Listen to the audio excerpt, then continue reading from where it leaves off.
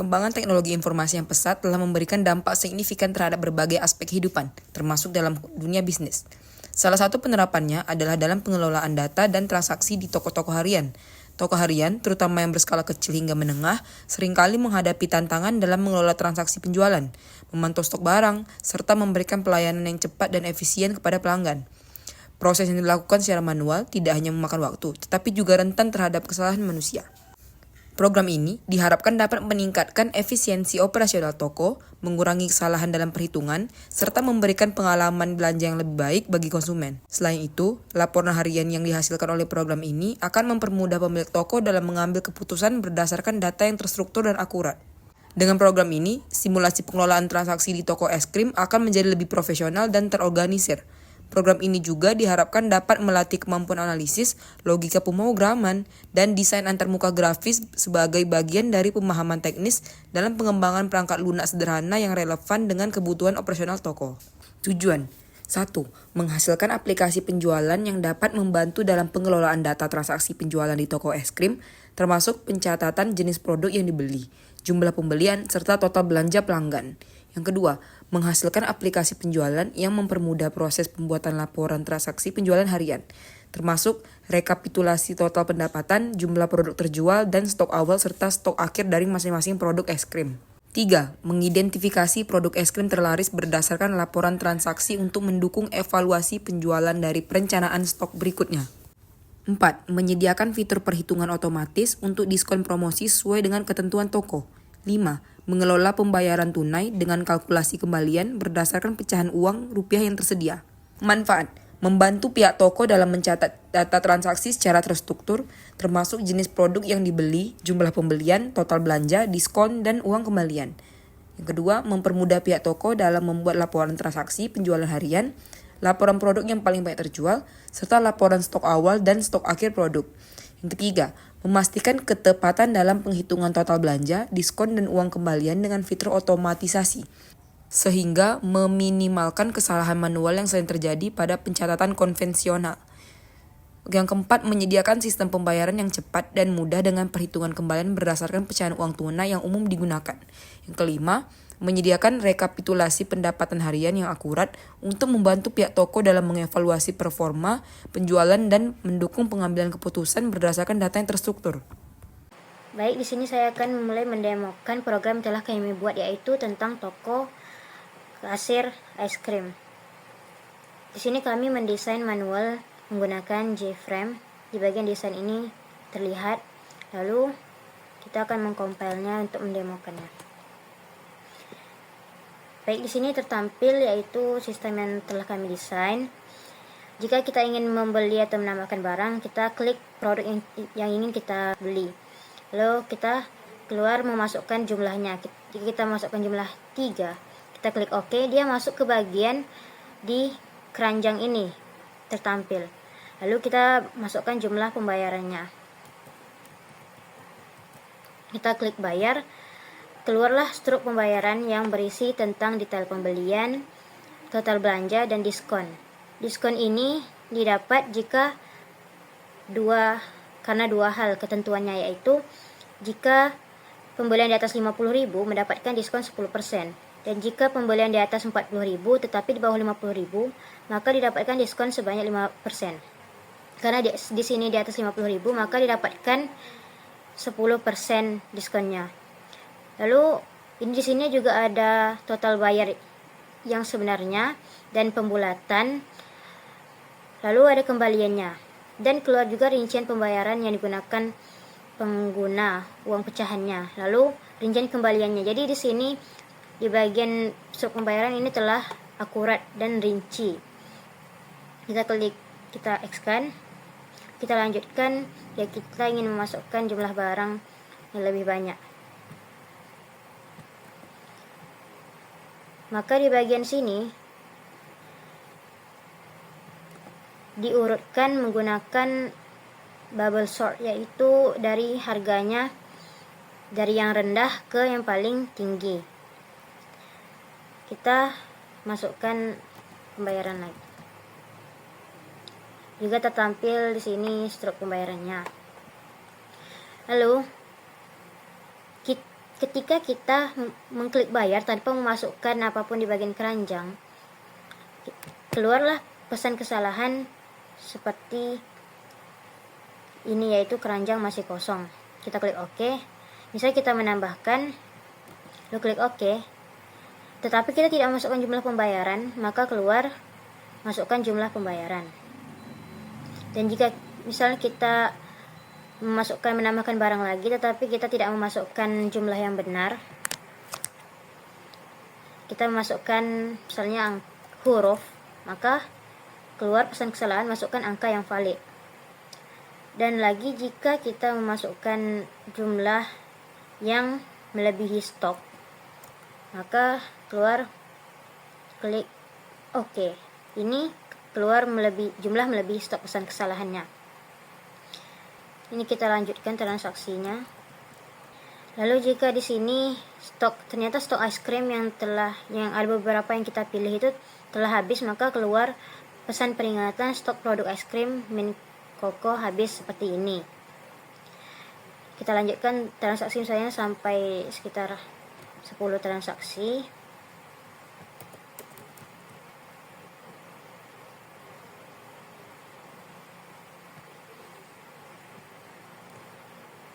Jika transaksi kita sampai 10, keluar pesan konfirmasi yaitu sudah mencapai 10 transaksi. Jika kita klik yes, maka keluar laporan penjualan kita yang berisi jumlah transaksi, total pendapatan, dan rincian penjualan, yaitu yang telah terjual berapa es krim, dan laporan stok barang yang tersisa juga. Ini kita bisa melanjutkan hingga stok barang telah habis. Dan tidak harus sampai 10 transaksi. Karena ini telah diakhiri, kita klik OK. Misal kita mencoba untuk menghabiskan stok, maka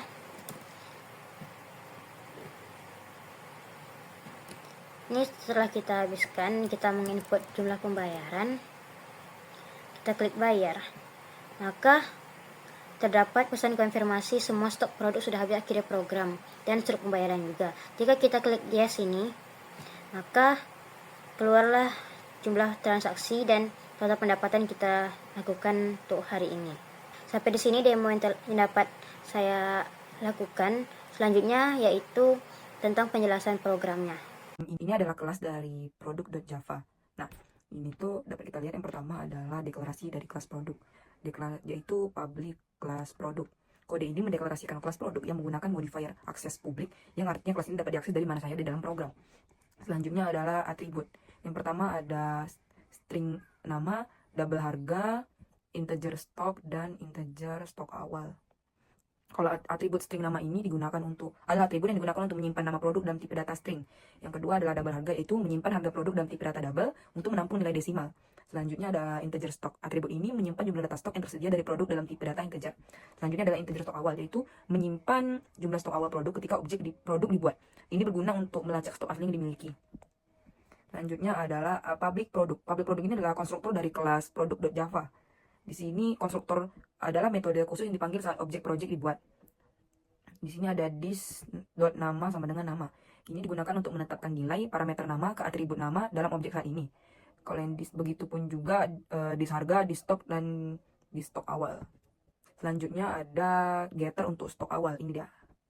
Getter untuk metode ini adalah metode access getter untuk mengambil nilai dari atribut stok awal. Getter ini digunakan untuk membaca nilai atribut yang bersifat privat atau tidak dapat diakses langsung dari luar kelas. Selanjutnya adalah metode kurangi stok. Jadi metode ini digunakan untuk mengurangi stok produk. Parameter jumlah menunjukkan berapa banyak stok yang ingin dikurangi. Dan ini di .stock ini adalah fungsinya itu untuk mengurangi nilai atribut stok dengan nilai jumlah. Jika stok awalnya 10 dan jumlah yang diberikan adalah 3, maka setelah dipanggil kurangi stok, maka nilai stok akan berubah menjadi 7. Ini adalah kelas dari tokokasir.java. Nah, yang pertama adalah dapat kita lihat bahwa ini adalah library yang telah diimport. Yang pertama ada Java Xwing yang berfungsi untuk membuat komponen graphical user interface seperti Gframe, Gbutton, dan GOptionPan. Selanjutnya ada Java Xwing Table Default Table Model. Nah, ini adalah untuk mengelola data dalam tabel yang ada di GUI.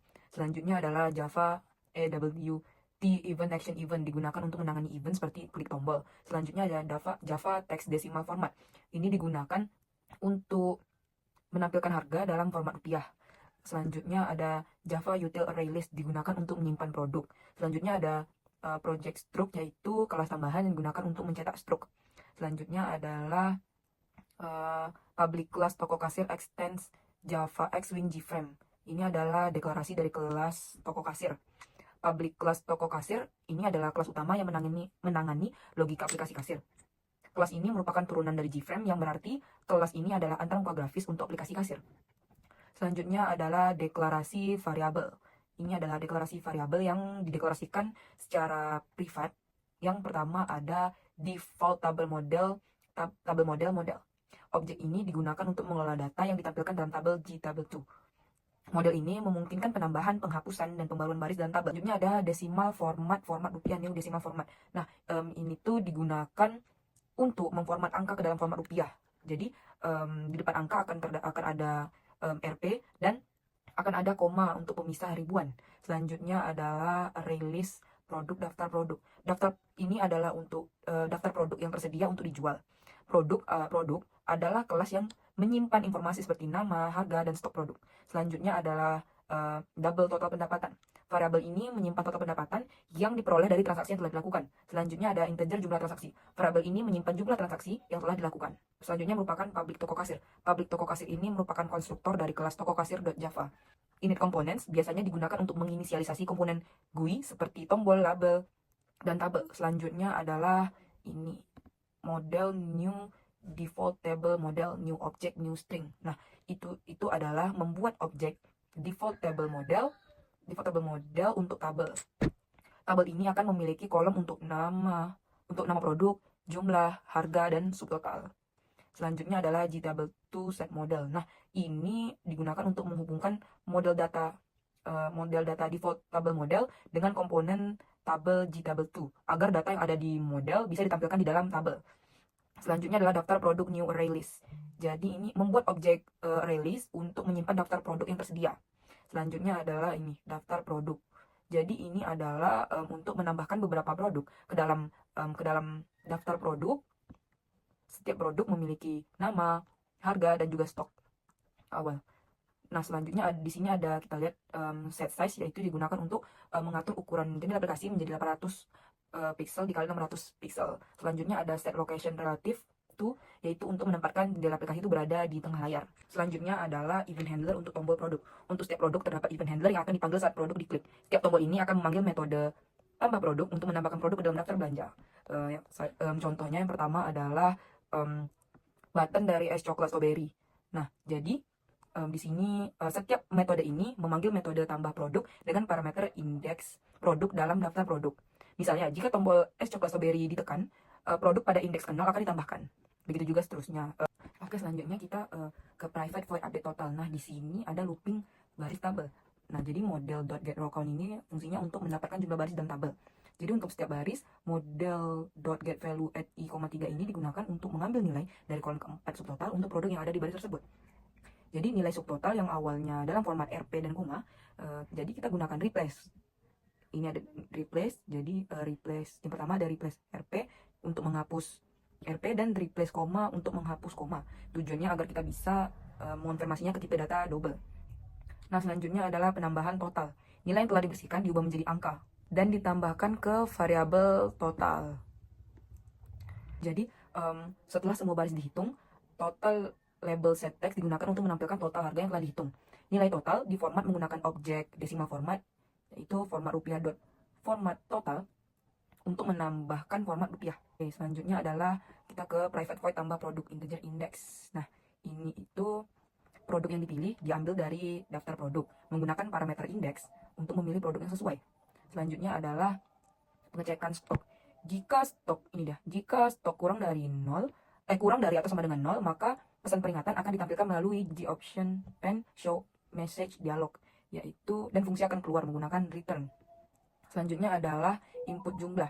Dialog input meminta pengguna untuk memasukkan jumlah produk yang ingin dibeli. Jika pengguna menekan tombol cancel, maka jumlah STR akan bernilai 0 dan fungsi akan berhenti.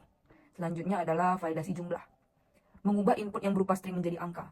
Dengan integer parse in jumlah STR. Jika jumlahnya tidak valid atau kurang dari satu atau melebihi stok yang ada, maka pesan kesalahan akan ditampilkan dan fungsi akan berhenti. Pesannya adalah jumlah melebihi stok. Nah, selanjutnya adalah penghitungan subtotal. Jika input jumlah valid, stok produk akan dikurangi sebanyak jumlah yang dibeli. Dan subtotal dihitung dengan mengalihkan harga ini subtotal dihitung dengan mengalihkan harga produk. Ini dia harga produk dengan jumlah yang dibeli. Model add row ini digunakan untuk menambah produk yang baru dibeli ke dalam tabel. Tabel akan menampilkan nama produk, jumlah yang dibeli, harga satuan, dan subtotal yang dihitung sebelumnya. Dan ini adalah selanjutnya adalah memperbarui total dan mengurutkan produk. Setelah produk ditambahkan ke dalam tabel, update total dipanggil untuk memperbarui total pembelian. Ini ya. Kemudian bubble sort dipanggil untuk mengurutkan tabel berdasarkan harga produk. Nah, di sini ada exception handling. Ini dia exception handling. Nah, jadi jika jumlah input tidak dapat dikonversi menjadi angka, misalnya jika pengguna memasukkan karakter non numerik. Jadi apabila selain numerik, maka akan menampilkan pesan kesalahan, yaitu masukkan angka yang valid. Selanjutnya kita ke private void bubble sort. Di sini terdapat integer n sama dengan model.getRowCount, yaitu fungsinya untuk mengambil jumlah baris yang ada dalam model tabel model. Selanjutnya ada looping. Jadi fungsi looping ini adalah untuk memulai loop pertama untuk iterasi sebanyak n kurang 1 kali. Karena algoritma bubble sort ini mengurangi jumlah perbandingan setiap kali satu iterasi selesai. Jadi loop ini digunakan untuk mengontrol jumlah iterasi utama pada algoritma bubble sort. Setiap iterasi akan memindahkan elemen terbesar ke posisi yang benar. Setelah setiap iterasi, jumlah perbandingan dikurangi 1 karena elemen terbesar sudah berada di posisi yang benar. Selanjutnya adalah for integer j sama dengan 0 j kurang dari n kurang i kurang 1 j plus plus. Jadi fungsinya itu adalah untuk mulai loop kedua untuk membandingkan elemen-elemen yang berdekatan. Jadi loop ini mengontrol perbandingan elemen dalam tabel. Jumlah perbandingan berkurang seiring perjalanan iterasi pertama. Karena pada akhir setiap iterasi pertama, elemen terbesar sudah berada di posisi yang benar. Selanjutnya ada double harga. Ini. Jadi fungsinya itu adalah mengambil harga produk pada baris ke J dan mengonversinya menjadi angka tipe double. Model getValue at J,2 ini mengakses kolom ketiga harga dari baris ke J pada tabel. ToString ini adalah untuk mengonversi nilai ke dalam bentuk string. Dan replace RP ini adalah untuk menghapus simbol RP dari string. Dan replace koma ini adalah menghapus koma agar angka dapat dirubah menjadi format yang dapat diproses. Pass double ini digunakan untuk mengonversi string yang sudah dibersihkan menjadi angka tipe double. Selanjutnya adalah yang ini.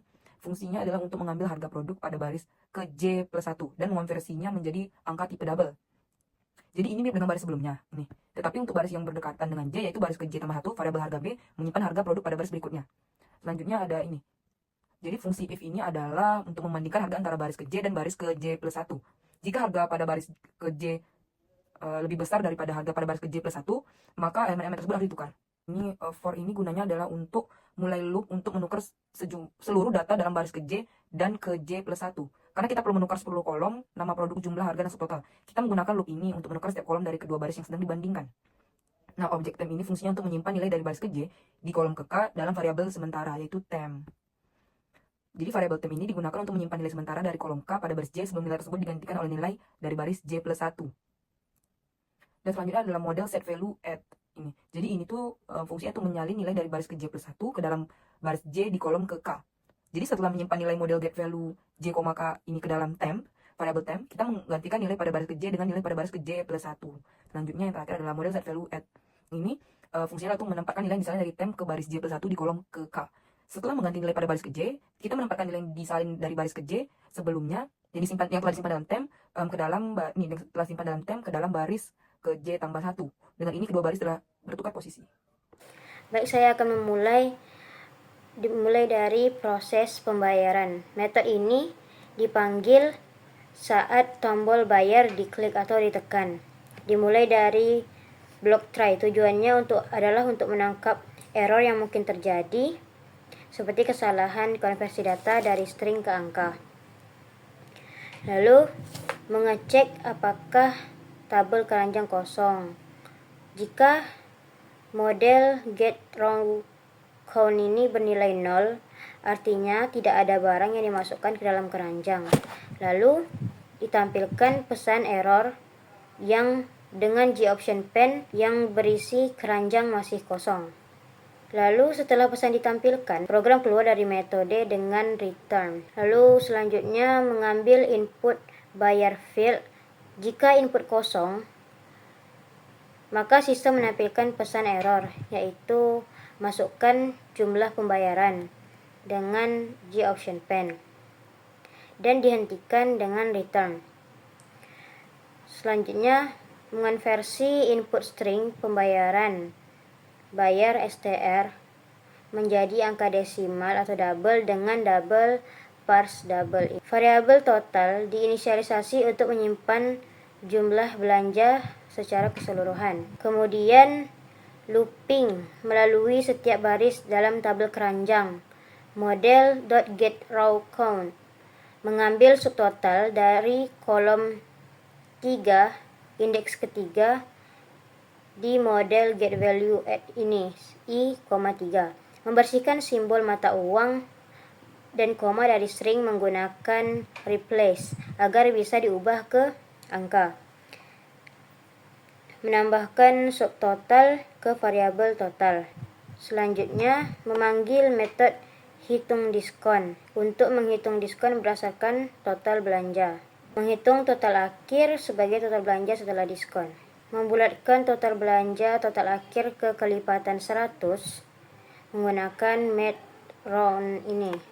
Jika pembayaran kurang dari total yang harus dibayar atau pembulatan, maka ditampilkan pesan error menggunakan G option pen yang berisi jumlah pembayaran tidak cukup. Lalu menghitung kembalian dengan mengurangkan total pembulatan dari jumlah pembayaran. Selanjutnya, membuat objek struk untuk mencetak struk transaksi dengan semua transaksi dikirimkan sebagai parameter. Menampilkan jendela struk dengan set visible true. Kemudian menambah total pendapatan dengan nilai pembulatan dan jumlah transaksi bertambah. Kemudian mengosongkan tabel keranjang dengan model .setRawCount. Lalu diperbarui label total belanja dengan update total dan dibersihkan juga input pembayaran dengan bayar field .setText. Jika jumlah transaksi mencapai 10, jendela struk ditutup, lalu ditampilkan pesan sudah mencapai 10 transaksi. Akhiri program. Jika pengguna memilih yes, laporan ditampilkan dengan program dihentikan dengan system.exit. Jika terjadi kesalahan dalam mengonversi input pembayaran angka, ditampilkan pesan error, yaitu masukkan jumlah pembayaran yang valid. Metode selanjutnya yaitu metode cek stok habis. Metode ini digunakan untuk memeriksa apakah semua stok barang telah habis. Deklarasikan semua habis dengan tipe boolean sebagai indikator apakah semua produk habis atau tidak. Lalu menggunakan iterasi pada daftar produk. Jika ditemukan stok produk lebih dari 0, maka semua habis diubah menjadi false dan iterasi dihentikan dengan break. Jika semua habis, maka dialog konfirmasi semua produk sudah habis, akhiri program tertampil. Jika pengguna memilih yes, metode tampilkan laporan akan dipanggil dan program dihentikan dengan system.exit. Setelah itu, ada metode hitung diskon. Variabel diskon diinisialisasi dengan nilai 0 untuk menyimpan hasil perhitungan diskon. Metode ini sebelumnya digunakan untuk menghitung nilai diskon berdasarkan total belanja. Jika total belanja lebih dari 50, maka diberikan diskon sebanyak 10% dengan perhitungan diskon sama dengan total kali 0,1. Dan jika total belanja lebih dari 40.000 dan di bawah 50.000, maka diskon sebesar 5% diberikan dan mengembalikan nilai diskon yang telah dihitung dengan return diskon. Untuk metode selanjutnya yaitu metode tampilkan laporan. Metode ini digunakan untuk menampilkan laporan penjualan harian dan stok barang. Menggunakan string builder untuk menyusun laporan dalam bentuk string. Lalu ini menambahkan informasi jumlah transaksi dan total pendapatan ke dalam laporan. Menghitung jumlah produk yang terjual untuk setiap item dengan mengurangi stok awal, yaitu di bagian get stok awal dari stok saat ini, dan menambahkan rincian produk terjual ke laporan. Selanjutnya juga menambahkan rincian stok barang yang tersisa ke setiap produk, untuk setiap produk. Lalu ada metode yang utama, yaitu metode main. Metode ini adalah titik masuk dari program. Agar program bisa dijalankan, metode ini diharuskan ada. Baik, di sini saya akan menjelaskan tentang kelas Struct.java. Kelas ini merupakan kelas turunan dari javax.swim.jframe yang bertanggung jawab untuk menampilkan struk pembayaran. Variabel yang terdapat di dalam kelas ini yaitu ada format rupiah dengan objek decimal format untuk memformat angka ke dalam format mata uang rupiah. Selanjutnya ada model yang berisi data pembelian yaitu produk, jumlah, harga satuan, dan juga subtotal. Selanjutnya ada variabel untuk menyimpan nilai total belanja yaitu ada total, diskon, total akhir, pembulatan, bayar, dan kembalian. Selanjutnya ada konstruktor. Konstruktor struk ini menerima parameter berupa model yang berupa data pembelian yang disimpan dalam bentuk tabel serta total, diskon, total akhir, pembulatan, bayar, dan juga kembalian yang merupakan data keuangan untuk ditampilkan di dalam struk. Konstruktor ini memanggil init component untuk menginisialisasi komponen dalam GUI dan juga memanggil fill text area untuk mengisi teks di area struk. Dan juga set default close operation yang menggunakan dispose on close yang memastikan bahwa jika jendela ini ditutup, maka jendela utama tidak akan ditutup juga. Selanjutnya ada metode fill text area. Metode ini membangun string struk berdasarkan data yang diterima, kemudian menampilkannya di JText area. Struktur struk tersebut yaitu ada header tokonya, rincian pembelian yang berisi nama produk, jumlah harga satuan, dan subtotal, total belanja, diskon, total setelah diskon, pembulatan, jumlah yang akan dibayar, dan kembalian. Di dalam metode fill text area, kita menggunakan perulangan atau looping, yang dimana loop for itu digunakan untuk mengambil data dari setiap baris pada tabel, dan model .getRowCount itu untuk mengembalikan jumlah baris pada tabel. Ada struct.append dalam kurung model.getValue at i, 0 .append dalam kurung kutip garing n itu digunakan untuk mengambil data dari kolom pertama indeks 0 pada baris ke-1 yang mungkin berisi nama barang atau produk. Selanjutnya ada getValue at i, 2 ditandai dengan nama X itu untuk mengambil jumlah item dari kolom kedua. Model getValue i, 1 itu untuk mengambil harga satuan item dari kolom ketiga. Lalu ada model .getValue i, 3 itu untuk mengambil subtotal yaitu jumlah kali harga satuan dari kolom keempat dan menambahkan teks subtotal RPX yang diikuti dengan baris baru ganda yaitu garing n untuk memisahkan data di tiap itemnya. Lalu ada metode breakdown payment. Di sini kita menggunakan string builder result yang digunakan untuk menyimpan hasil akhir yang berisi rincian pecahan uang yang akan digunakan untuk membayar jumlah bayar. Lalu kita menggunakan array, yaitu array pecahan yang akan mendeklarasikan nilai-nilai pecahan uang yang diurutkan dari yang terbesar yaitu Rp100.000 sampai ke Rp100. Di metode ini kita juga menggunakan looping. Jadi loop for ini digunakan untuk mengiterasi array pecahan. Setiap kali loop berulang, variabel pecah akan berisi satu nilai dari array pecahan. Sedangkan kondisi if memastikan bahwa hanya pecahan yang digunakan untuk membayar uang yang dimasukkan ke dalam hasil. Jika jumlahnya lebih besar dari 0, maka pecahan tersebut digunakan. Jika jumlahnya lebih kecil dari 0, berarti pecahan ini tidak dibutuhkan untuk membayar jumlah uang yang tersisa. Jika blok kode dalam if jadi.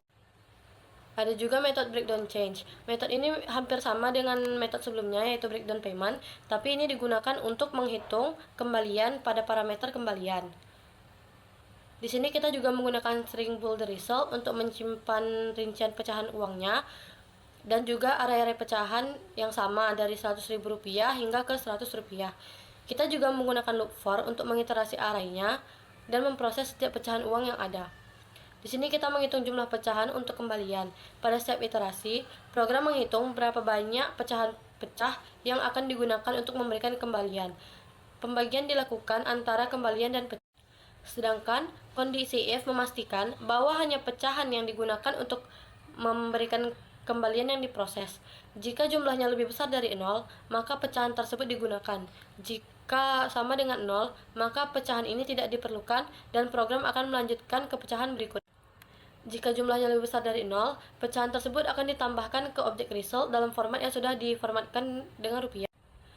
Setelah memproses pecahan tersebut, sisa kembalian dikurangi dengan jumlah yang sudah dibayar menggunakan pecahan tersebut.